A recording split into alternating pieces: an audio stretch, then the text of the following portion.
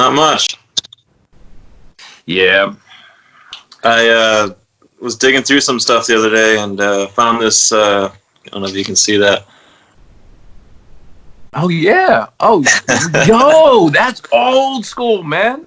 Yeah, it's probably. I don't know if it's the first time I saw you guys or not, but it's at the. I think it was upstairs at Pearl Street, like 2001. Wow, that's crazy. I think you were doing a lot of like standing up with the drum kit back then. Right. Yeah. Yeah. Yeah, I was all hyped up back then, you know? Yeah. Yeah. You know, So what have you been working on? Man, what have I been working on? Man, really like, well, this. Yeah. And then I've been working on, Chris, you know Chris Yunker? Not personally, but I know who you're talking about. Yeah, okay, yeah. So we have like, we're putting out like putting out a record pretty soon. So that's all finished up. That's off to mastering right now. So kind of waiting for that to come back. And then just tightening things up for that. And then what else have I been doing? Kind of recording this album for we did like a few gigs for it was like the Band of Killers. It was like yeah. So that's gonna be like a whole album. So kind of working on that. What else? And man, just other than that, man, just kind of enjoying the time off that we all have. Yeah. You know what I mean? Like it's right. You know, so like, yeah, like, so today, like, I've been in this groove, man, every morning. I just, I get up, wake up in the morning, I meditate for like an hour. And then Kim and I went out for a walk. We did like 6.5 miles. Mm-hmm. Came back. Then today. So I don't know if I planned it right, because today was like leg day in the gym. So I did that after the 6.5 mile walk. So I'm actually really happy to be sitting right now. Yeah, I bet. Boy, I'm telling you, man, because yeah. So my son was down here when we got back from the walk. He was I heard him down here. He was down in the gym in the room next to me here, and all of a sudden I'm hanging out upstairs, and I hear him like fall or something, you know. And so he gets upstairs, he starts laughing because he was like, he did such a crazy workout on his legs, so it was his leg day for him as well. He like literally just fell walking up the stairs, you know. so he's like, hey Dad, what are you about to do? I'm like, oh, it's leg day. He's like, oh yeah, let me show you what I did. So he showed me what he did, and so I did that, and I'm telling you, man, my legs are on fire right now. So yeah, but you know, so anyway, just like keeping, you know, just kind of keeping busy, man, keeping the creative juices like flowing. That's what I've been like really focusing on, you know, like just like, you know. So I haven't really, the crazy thing is I just thought about it. All my guitars are at the studio. I should go get one. Yeah, just like, I don't know, man, just like whatever, kind of waking up and whatever kind of comes to me that day, I just kind of roll with, you know? So it's been cool. I've been trying to just, you know, find some new music, and I haven't really found anything lately that's really, you know, every couple weeks or something I find something that's really exciting, but I haven't found anything, you know, past couple days or anything that's really inspired me. But yeah, like music of your own, or like just other stuff. Yeah, other stuff. Yeah. Keep kind of getting cycled through the same kind of artists and playlists and stuff like that. So I'm trying to break out of that. Yeah, I don't know, man. I'm kind of the same way, man. Like I always kind of admire people who, you know, you know those friends, man, who like you always talk, and they're always on to something new. They're always like, you know, like, and you're like, man, I try, but it's like, it's kind of like to, you know, like I was, you know, go through like Apple Music or Spotify or whatever it is, you know, looking for, and it's kind of like, you know, those nights, man, where you're like trying to find something to watch, like on Netflix or whatever on Amazon. Like, dude, there's like so much. It's just like, I don't even know where to start, you know? Yeah. And it's kind of the same way with music, man. So I'm the same way, man. I kind of fall into just my groove, you know, things that the go-tos, you know, like, right. So I mean, the last thing I really got into was this I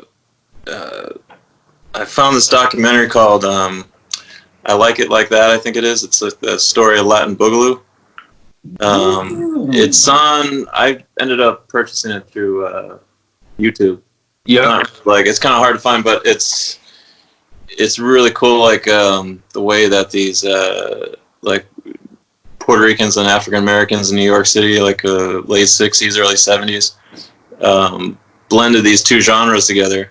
It's like, so these Latin musicians were playing clubs and no one was really dancing, so like, oh, let me try this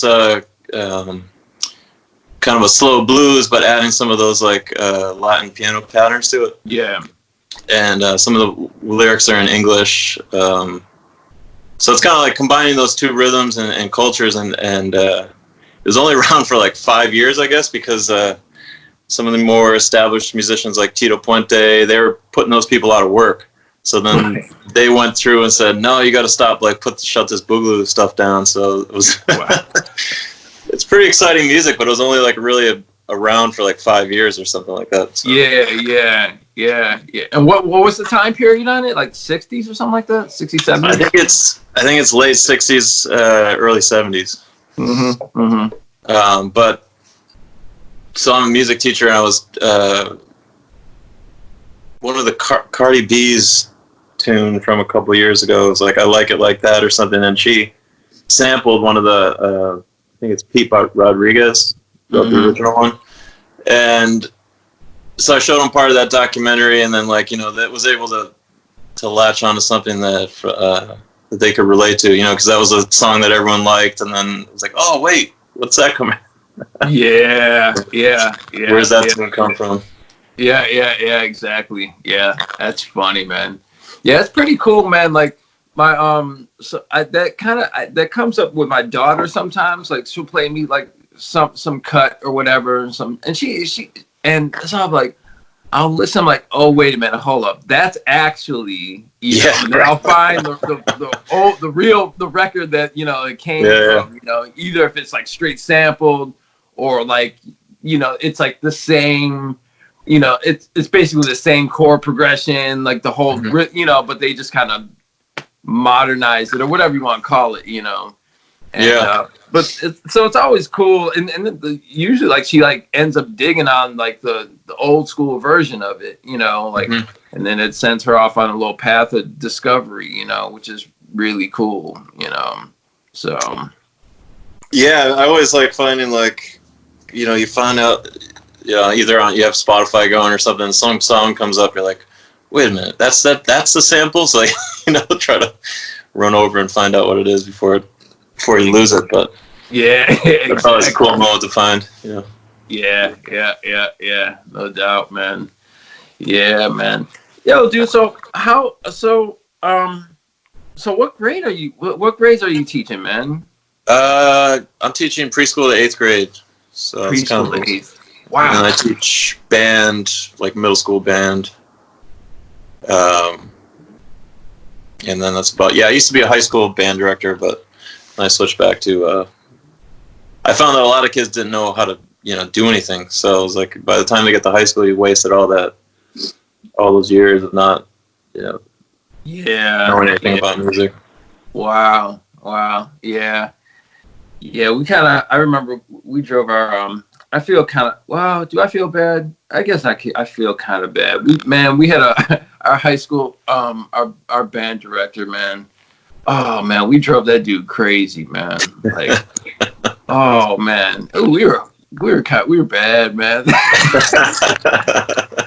We were bad, man. So I was playing like, I feel half bad and kind of in a way I don't, but you know, I guess in a way, man, the funny thing is like I was definitely kind of a jerk to the dude, you know, because you know, you're just young and sure, yeah. deal, man. But the funny thing about it is, it's interesting when you think about, well, I think about the connections. If you kind of go back, I go back in my life and look at all the different connections, and you can kind of trace, you know, my wanting to really gig, playing out live back to him in a strange way.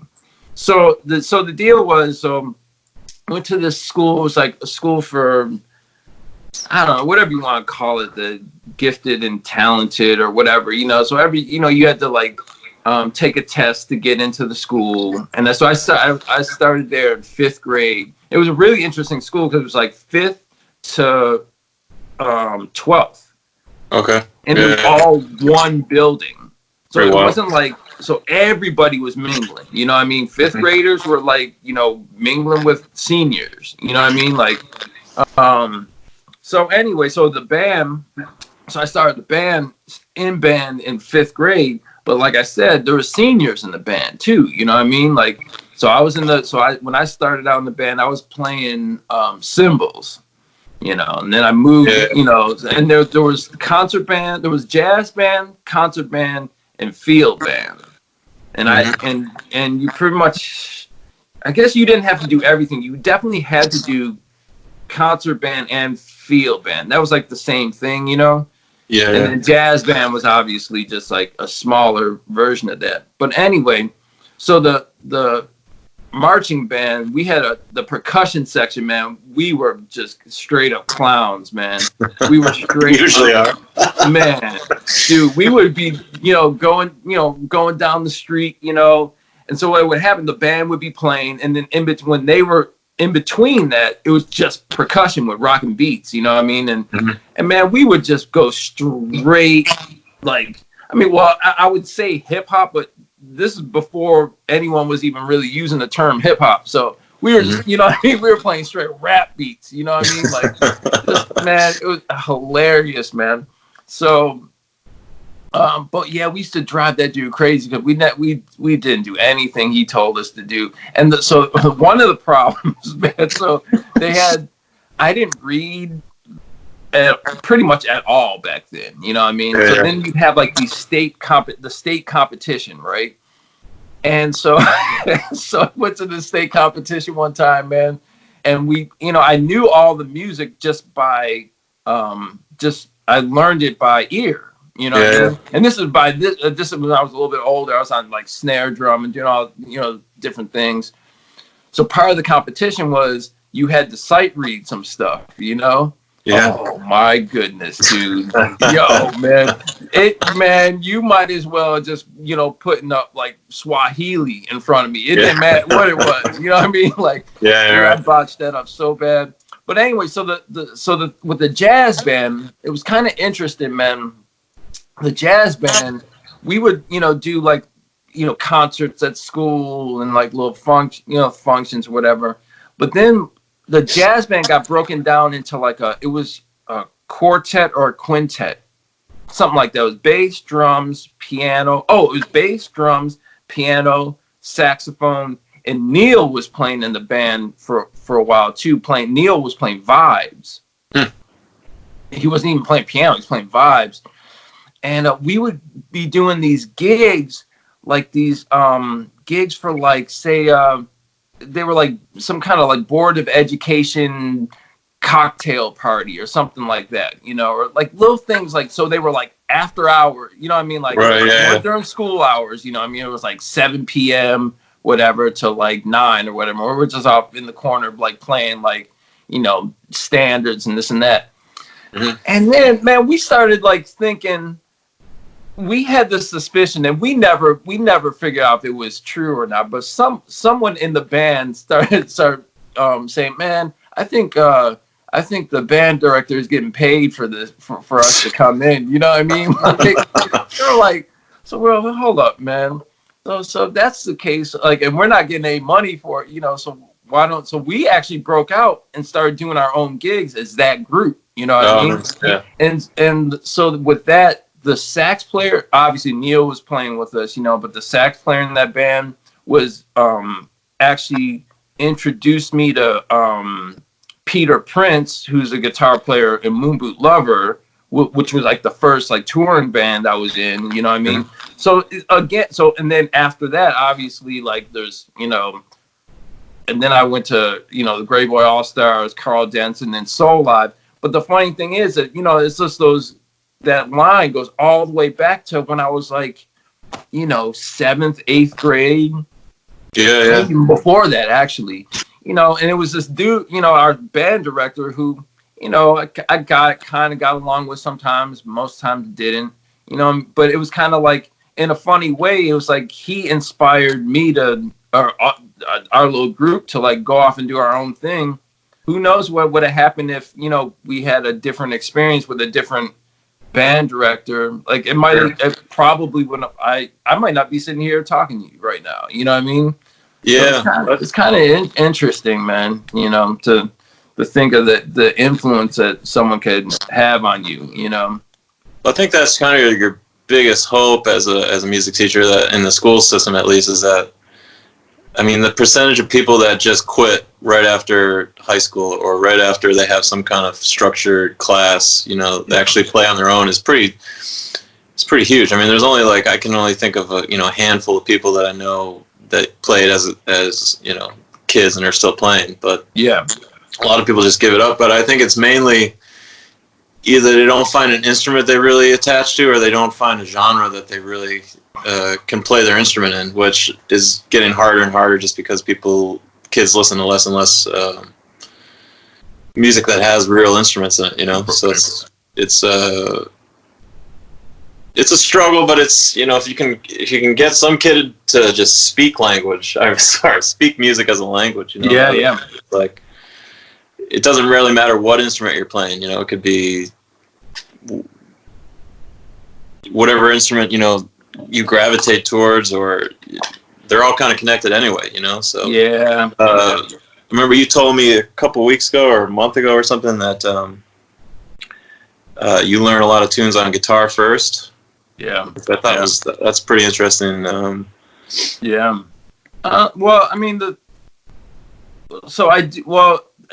I really started doing that a lot during, like I was saying, like, yeah, during Bow Live, you know, because when we were doing it a lot, I just, you know, a lot of nights you just never know who's going to show up. So it could be a drummer who shows up. So, sure. So I was like, I was always ready to go, whatever tune, you know. It's like, okay, well, but the thing for me, that's how I guess that's how I've always learned music. I guess I've never really felt like I approach. It's just another instrument to me. You know what I mean? I don't know. It's like I guess I understand the music better when I do it that way. And so the thing is, man, like people like, you know, I don't give a lot of drum lessons or anything like that, but people like sometimes ask me advice or, you know, things like that. And I always say, man, when I'm speaking specifically the drummers, I'll say, but it doesn't really matter. This applies to all instruments, but specifically the drummers. So, man, pick up another, and like, you know, you're in a band with someone, pick up another instrument. Yeah, you don't have to be, you don't have to become a virtuoso on it. Mm-hmm. But the thing is, it's like, as soon as you pick up some, like you have like a band with a bass, drums, guitar, whatever. As soon as you try to start playing like guitar or bass, you become your ears become a little bit more sensitive to what that person, your bandmate, is doing. Yeah. Rather than you're just playing all over stuff because you spent like, you know, 15 hours in you know, practicing all your drum stuff. You know what I mean? Right, you're just focused on on that, which is fine. If that's your, you know, thing. I mean, you should practice or whatever, you know. But I just feel like it opens up your ears when, you know, it's like putting yourself in someone else's shoes. You know what I'm saying? Like, all of a sudden, man, I always feel like that just, you're more aware of what's going on around you. you know. Yeah, you're seeing the whole thing rather than just your little part, or exactly, not trying to step on someone else's role. Exactly, man. So I think if every musician played drums too, that's a big. I think that just benefits everybody, you know. Man, your whole body's connected, and it's like if you're out of time, you can feel it first, you know what I mean, and then you can hear it, feel it, and get instead of just like, oh, you listen back afterwards, maybe that. It's a little different if on guitar or piano but drums. It's like your whole body's connected. It's kind of like playing organ. Your whole body is connected in there. Yeah. Feel it. Yeah, exactly. Yeah, no doubt, man. I mean, that's kind of like I like when I was younger, I always wanted to be more of like a lead guitar player, Mm-hmm. And I don't.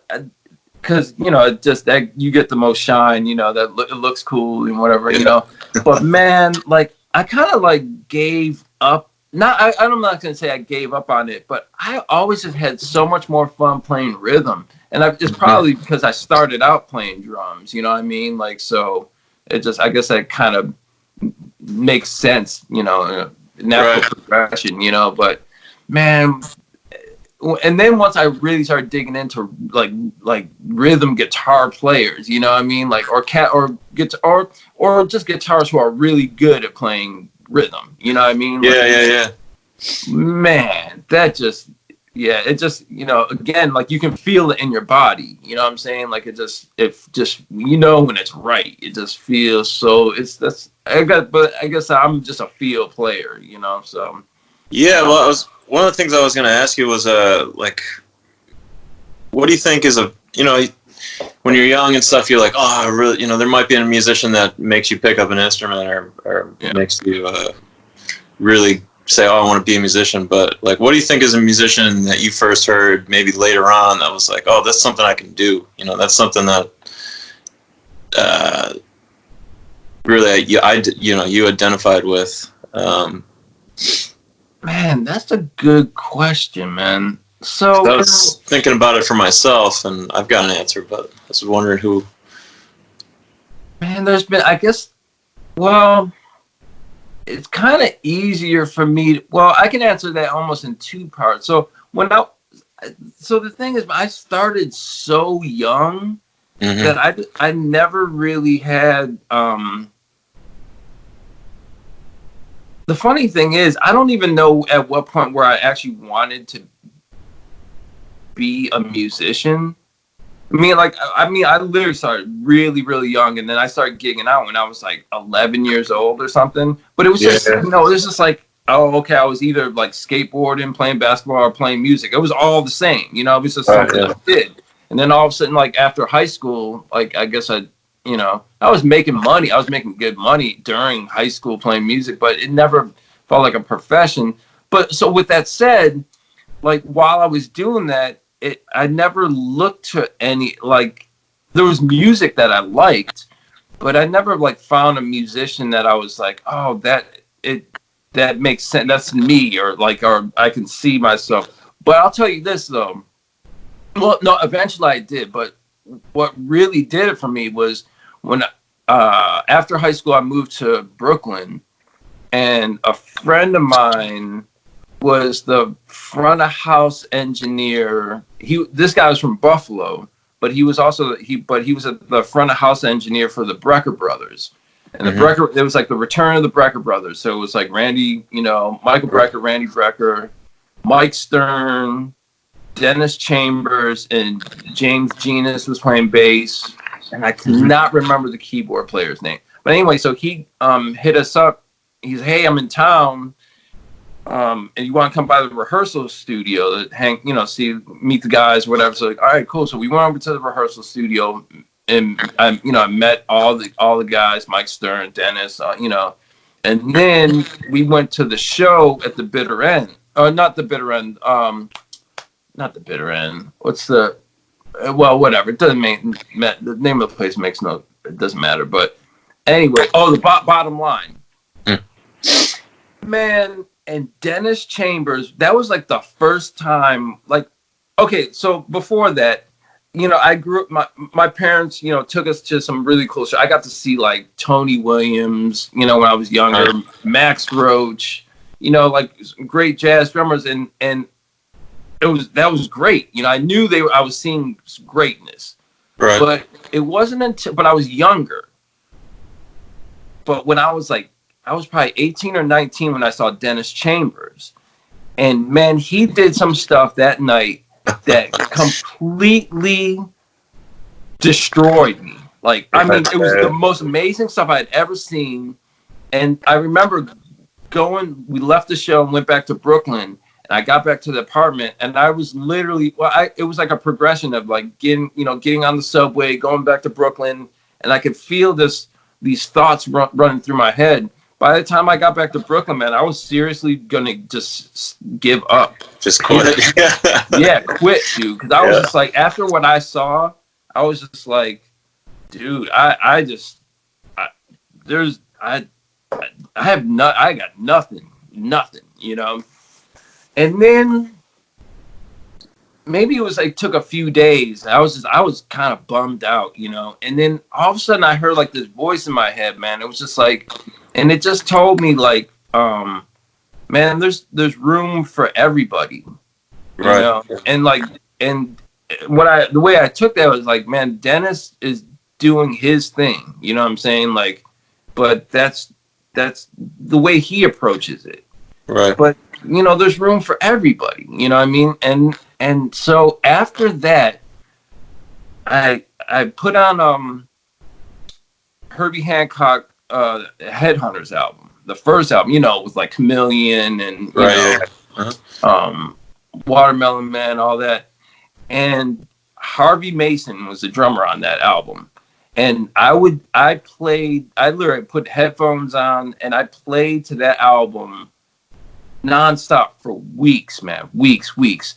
And that was like the first, and again, going back to the feel, I knew that album so well. I felt like I was Harvey Mason. I knew every nuance, you know what I'm saying? Like, yeah. And I was like, and it felt good to me. It felt like me. That's the kind of, and that was the album, man. That album, I mean, it's a great album. Tons of people know it, but that was the album. Harvey Mason, dude, that on Headhunters was the album where I was like, all right, it just everything kind of clicked for me, This is the, and obviously like the band I was in playing at the time was nothing like that at all, but just my approach, it just gave me a lot of confidence. I don't know, I mean, I obviously knew I had a lot of work to do. I mean, it didn't come easy to me, because I mean, Harvey Mason is just, it's incredible. But that set me on my path, you know what I mean? And then after that, then I kind of knew when you could hear kind of like similarities in different players, like, okay, yeah, they're on the kind of same tip. So I would gravitate to this kind of music, and this, but that was the one, man. That was really the one. Yeah. For me, like you were saying, your mind always gets blown by these virtuosos and stuff. And I was like, well, I'm not, I think it was late teens or something. I was like, well, I'm not like a super lead guitar player. I'm not, I've tried, but it's not like, it's not really connecting with me personally. Played a couple different genres of music, but then someone played me Mississippi John Hurt recording from like 1928, and I was like, man, like I didn't really get that. Basically, set me off into acoustic music for a good like 10 years. Right. Just hearing someone who could play like like with such rhythm, a good swing and stuff like that, but playing like alternating bass lines and the melody on top, and I was just like, I'd never heard someone play that style of blues and also that style of like acoustic music, I guess, before that. Yeah. But then I was like, oh, that felt like, and he's singing too, so that's like, I just started working on that kind of stuff for a long period of time. But before that, I was like, man, I don't know, I can't do that, I can't do this. Like, what? Yeah, I hear you. So is that the same kind of? Would that be the same influence for singing then, or did you find was there somebody else that kind of like made you, for singing? Yeah, I mean, I've had a couple. I mean, I always liked Marvin Gaye, just the smoothness of his voice and stuff like that. And then I got really into Aretha Franklin for a long period of time, but that was kind of afterwards. Not that I sing anything like that, but it's just like the control and the And I met Aretha at my college graduation, like 2006 or something like that. Really? But I wasn't. She was just like the guest speaker, I forget what, the honorary doctorate or something. Mm. But I just really wasn't. I was like, oh yeah, Aretha's.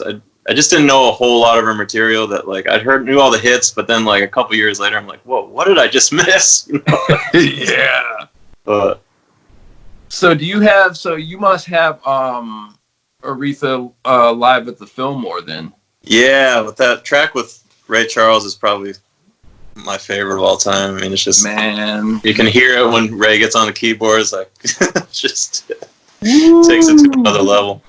Dude, that is, man, I remember the first time I heard that album, I completely lost my mind. That's just like, that has to be one of the greatest like live recordings ever, Yeah, exactly. Is Billy Preston on that too, I think? Yeah, oh yeah. Yep. And yep. Purdy, right? Cornell Dupree. Yeah. Yeah, man. I mean, dude, that band was oh, come on, man. King Curtis. And that's the thing. So there's the King Curtis.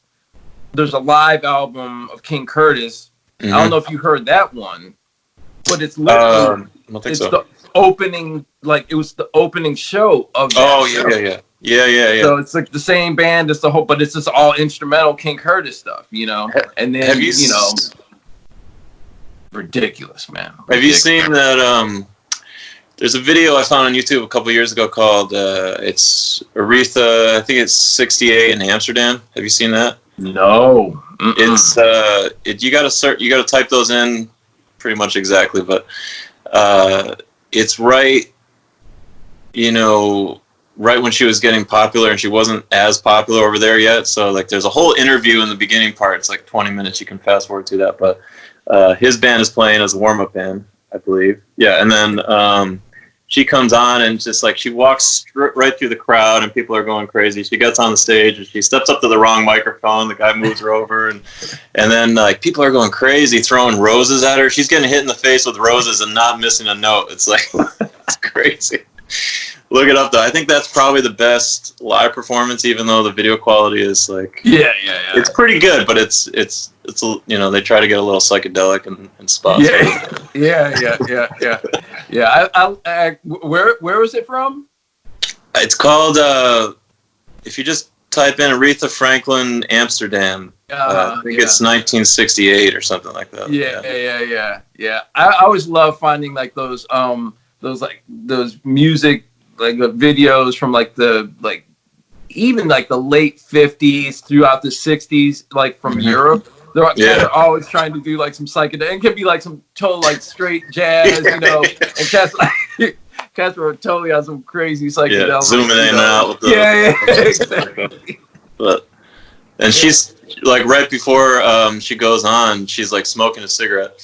And the guy's like, so you haven't really had any big hits yet? And she's like, she's been playing music since she was like 14. Yeah. And you can see her kind of get insulted, but then she has to like, turn around because she's on TV, But we did we opened up for her years ago outside of Chicago. Yeah. And I remember, it was interesting, man. Like after we went on, or after we played, she was like kind of waiting to go on, and she had her whole like, it was kind of like, yeah, you know, you don't really look at her. I think they told us that, actually. They said, you know, don't look at her, you know, and kind of, so we were just kind of, you know, you try to get little glances here and there, you know, it's like, but yeah, she tore it up, you know. Yeah. Tore it up. Yeah. The funny thing is, the first time I ever saw her live was at the Newport Jazz Festival. I was there with, so that must have been about 97 and 98. I was with the Grey Boy All-Stars at the time. And that was the first time I ever seen her live. And what blew me away was the quality of her voice. Mm-hmm. Like, it was so, I mean, she was singing so, it was like, it wasn't even like a human voice. It was otherworldly kind of thing, man. Like, the quality of her voice was just incredible. Mm-hmm. You know, it's like, and I grew up listening to all the records and, you know, seeing her on TV and this and that. But to just be there, you know, it messed me up, man. It really did. It's like, wow, how does someone? It's kind of like there's a few people that's happened to me. You know, like I've seen like Aretha, Stevie Wonder, Al Green. We opened up for Al Green one time. And it's the same thing, man. Like his voice, it was just like they got better and better. And, you know what I mean? Like, it's just kind of mind-boggling, man. You know, like. Yeah, I mean, I play that Aretha show where she's, I forget what Kennedy Honors. She's like 72 or something, and she's just killing it. And I mean, I play that for kids every year, just as like, here's an early Aretha, here's a late Aretha, you know, and like, they're both awesome, and you know, just as an example of like, you can do music as long as you're still alive, you know. Yeah. Don't give up. Don't give up when you leave high school or whatever. Yeah, no, that's the truth, man. I hear that, man. I mean, yeah. So you've been writing it all, man? Yeah, a little bit. We got a couple songs ready to go. Just, you know, I don't know how long this whole thing's gonna last, but we'll see. Yeah, that's cool. Because you said you're writing. You got some different stuff going now, right? That was when I last talked to you. I'm trying not to always write on acoustic guitar. Trying to, you know, write some other parts that are. I don't play much electric guitar. I do, but not really, you know. But dude, I was thinking. I saw some videos of you with Darby, man. Yeah. Dude, that was killing, man. Yeah, Darby's a great player. I mean, you obviously know you play with him all the time, but yeah. I was like, woo, man, Adam's on electric, dude. That was killing, dude. Yeah, it's fun. I'm trying to. Actually, I was just talking to Darby yesterday about working on keyboards and stuff like that. But after this, I'm probably going to go work on this. We were talking about Model A's the other day, Hammond Model A's. So got another one that I'm working on right now. Are you serious? Wait, man, how many Model A's do you have, dude? Just two, but they're one of they're basically clones of Tyler's rigs, you know. So Tyler Drabik. So it's fun to do, you know. It just keeps me occupied, something different to mess around with. Man, that's great. I was talking to Tyler the other day to try to get him on the show, talk about the whole organ business and stuff like that. Yes. Yeah, without a doubt. Yeah, I mean, man, the first time I saw that Model A of his, man, I was like, dude, I didn't even know what that thing sounded so good. It was literally one of the best sounding organs I've ever heard in my life. Right. Yeah. It's a kind of a Frankenstein thing, but I picked up an organ from the first organ that I bought from him.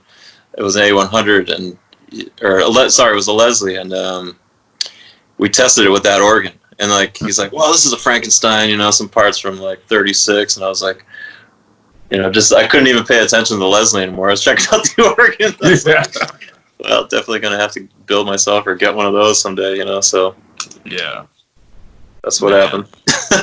Yeah. So did you just like start teaching yourself how to work on those things, man? Because I was like checking out videos that you like. I was like, man, what is this? Like, it looked like you had a dope shop, Yeah, I mean, I used to like. I've always kind of tinker around with stuff, motorcycles and stuff like that, and then since the Hammond is like, it's like a lot of moving parts, mechanical, and I don't know. I still have light years of stuff to learn in the electronics department, I guess, side of it. Right. But I just like messing around with them, and then getting those older ones, especially like pre-55. They're just the craftsmanship on them is amazing. After like 60, they start adding more plastic and more trying to cost cut, and because obviously they were expensive to make, but the earlier models are just like all brass. They're built like kind of like a boat, all brass and cloth covered wire, so like when you work on the insulation doesn't just melt off. And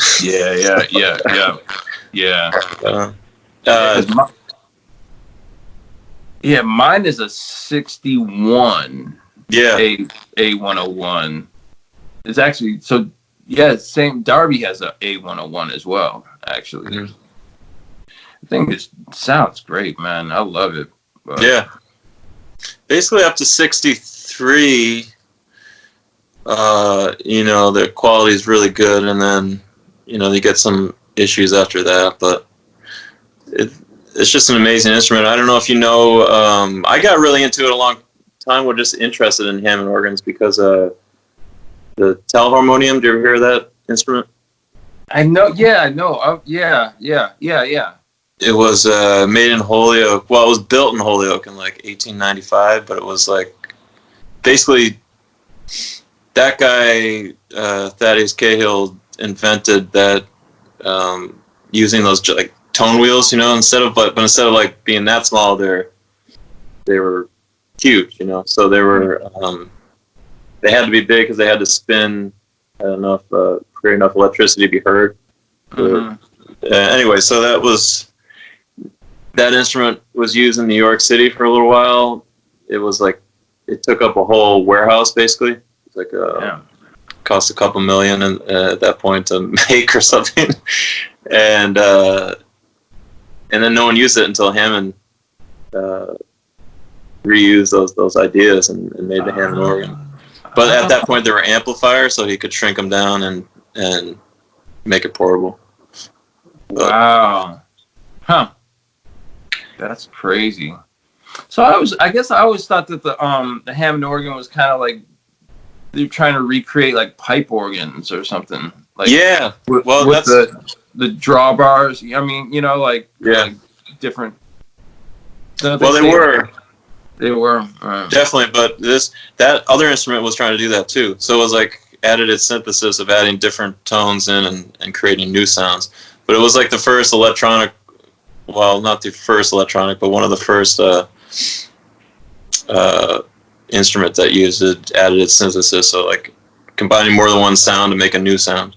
So they said this instrument could make sound like a flute, sound like a violin, but it took two people to play it, and it was it used phone lines to get the sound over, and then that was once people started getting more phones, they were getting interference, like getting weird pipe organ music on their phone calls, so they shut that down. That's awesome. Yeah, that's awesome. Well, I wonder if conversely, would you get like people's conversations coming through the organ? It's like like you get like you pick up the radio from your like wah pedal or something. Right? Yeah. Wow, that's wild. That's wild. And you said that it was from Holyoke or something? Well, it was designed in D.C., but the guy built it in Holyoke because it was like back in the day, this was kind of like, well, where you live too, was kind of like the industrial capital of stuff, because it was water power. People using water. Right. We had all these manufacturing plants around here and stuff like that for steel. And I got a couple tools from Miller's Falls. I think we were talking about that at one point, but is that where your studio is? It's always kind of right on the border, right? It's right on the the border. I always thought it was Miller's Falls, but I guess technically it's Irving. But it's like, I think the river is like what separates, separates it. But there's definitely like a lot of there's a few old, like obviously the building I'm in. And then there's another one. Well, obviously there's like old paper mills in the area. Yeah, right. But yeah, there's definitely like some cool, funky old buildings up that area, man. Yeah, and it's really awesome to be by the river, Yeah, it's a great spot for a studio. I can't wait to see the new layout. Oh, that's right. Yeah, man. Oh, dude, it's so nice, man. Oh, it's so killing. It sounds great in there too. Definitely like change the sound, not like drastically, but it's definitely better. It's kind of hard to describe, but I've been really happy with how everything's sounding. So, have you tracked any full bands in there recently? Actually, yeah, because a lot of the surfaces, I think you took out some of the rugs or something, right? Oh, yeah. So all the rugs are gone, man. Well, there's now there's just like spot rug. There's a drum rug, and then there's like a rug underneath the organ, but that doesn't really whatever. But I did the band Matt Bird? No, but ooh, dude, yeah. So these dudes came. It's like a East Hampton. Mm-hmm. Dude, you would man. I'll have to. I don't know when the stuff that they recorded is coming out, but dude, yeah, you would really dig it, man. Super vibey, man. Like it's killing. It's super killing. So. So yeah, I'll have to hit them up and see what's up on that. But yeah, I'll get your ears on that, man. Is the studio a little more lively now, or what? Yeah. It's really great, man. Yeah, it's kind of wild, man. Like, it's so funny. Like, after doing it, I mean, I was always happy with how it sounded, but after we finished, and was like, oh well, let's put the drums back and put a few microphones, slowly putting things back together. Like, all I did, I remember first thing I did, I put like a mic, just one mic over the drums, like a overhead, maybe a kick and overhead kind of thing, and I just like recorded something real quick. I was like, damn, that sounds really good, and I slowly started. And it's so funny. It's like, I mean, I've been doing this forever. It's like I should know these things, but it's like, it's so funny that it took me way less effort to get the sound I wanted, just because the room just sounded better. I mean, it's like, it's pretty basic. That's like studio recording 101. But right, Well, you get used to what you're, where you get used to your process. But. Yeah, exactly. So I'm actually gonna go up there pretty soon and just kind of like just to go mess around, and I'm excited to like kind of just start from.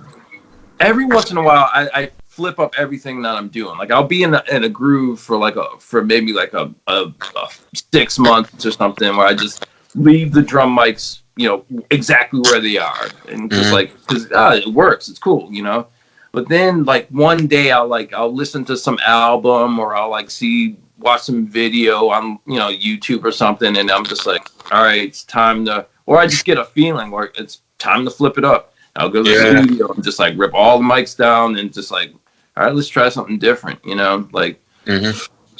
This guy again, it's like it just keeps those creative juices flowing, like Yeah. Definitely up to something different. So who knows what it'll be like by the time you get in there. But, yeah, you're putting out a lot of stuff recently. I mean, the past couple months, it seemed like a new project every couple weeks or something. Yeah, I know. Yeah, and there's, like I said, man, I got some stuff like in the can, you know. Yeah. So things are gonna be coming out soon. A lot of different music. So definitely really excited. I haven't heard anything about the record industry, you know, the vinyl stuff. I don't know where that's at. Dude, that's so funny you mentioned that, because I was just talking with my partner from Vintage League, my partner Rob, who's over in London. I was talking to him this morning because we have a 7-inch single that's coming out. Well,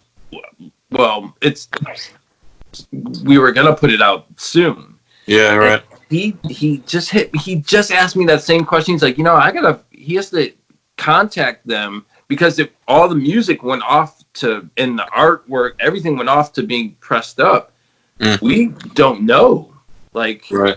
I mean, who knows? I mean, I got an email this morning from, was it Diodario?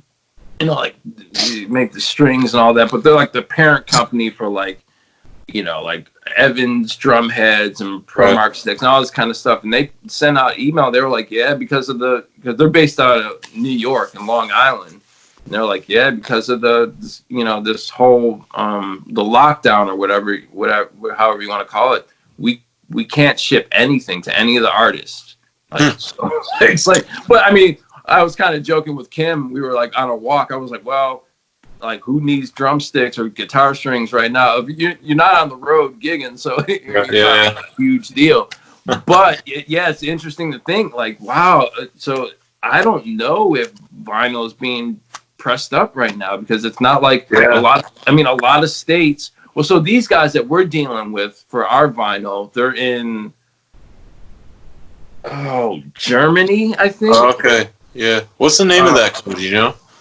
Oh man, I can't remember, but I'll get it to you. I'm sure there's not. If I Google it, there's probably only one there. Yeah, possibly. Yeah, but they do the vinyl that they make is incredible. Like it sounds like it's so bugged out, man. I'll get a test pressing and I'll throw it on. I literally have to turn.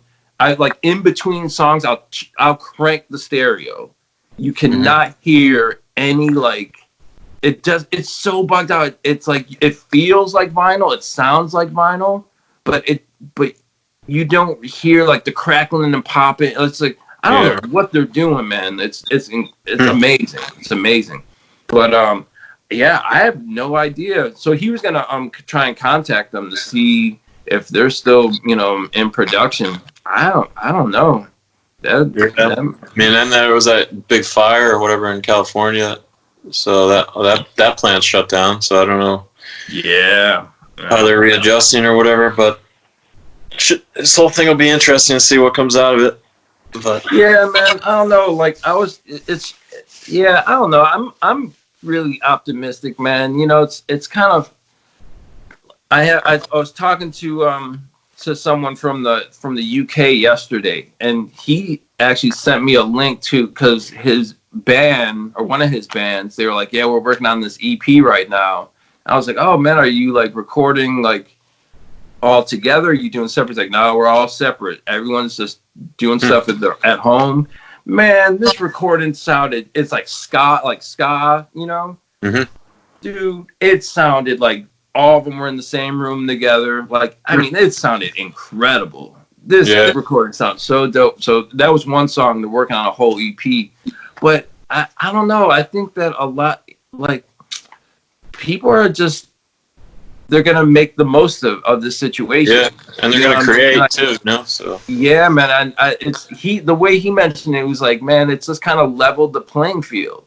Because everybody, no matter how big you are, you could be the Rolling Stones, or you could be like a dude who just like gigs on like the weekends in a cover band on the corner bar.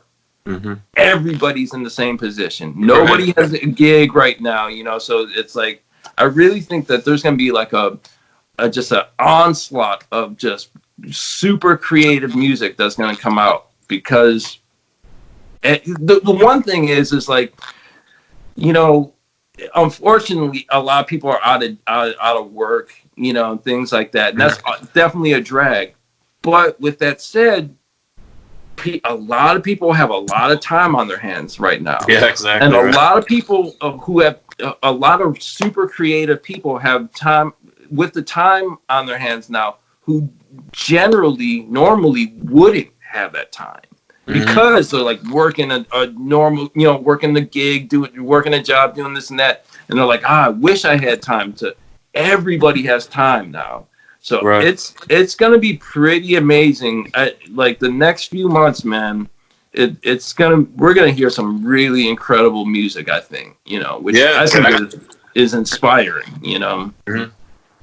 Yeah, I'm looking forward to seeing everything that comes out of it, because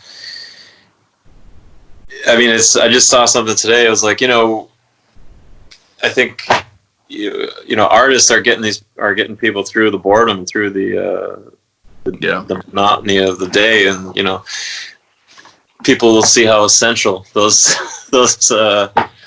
people are. You know, in the yeah, man, exactly, man. I mean, you can only watch so much news. You can only watch, you know, so you know, all this and that. So after a while, like, people are gonna gravitate towards something that's gonna make them feel good. Right. Mm-hmm. What better than like good art, music, or you know, whatever, you know. So yeah, exactly. I'm like I said, man, I'm really optimistic, man. You know, so it's definitely this whole thing is gonna. I really think it's gonna change the world, man. Like, for the better. Hopefully. I really think so. I really think so. But you just gotta get through to the other side first. You know? All right, man. Well, good talking to you. You too, man. So yeah, I'll send you some stuff, man, to check out. And I can't wait to hang out in person again. Obviously, you know. So. All right, man. Sounds good. All right, bro. Yeah, man. Take care. All right, you too, Adam. See ya. Like.